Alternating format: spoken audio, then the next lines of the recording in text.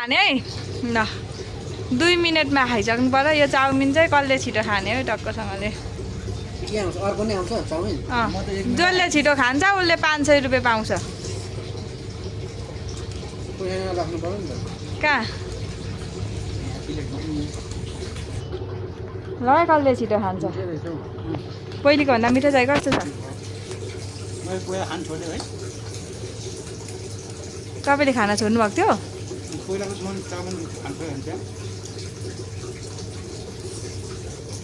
ल जित्यो जित्यो कसले जित्न आँट्यो खै दाईको यति छ यहाँ है दिपेन्द्रको यति छ कसले जित्छ है ल है साथीहरू हेर्नु है टक्कसँगले 1 करोडको पैसा आउँछ नि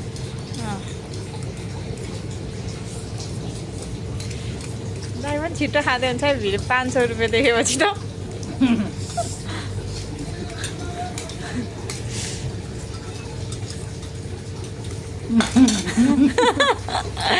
ल भन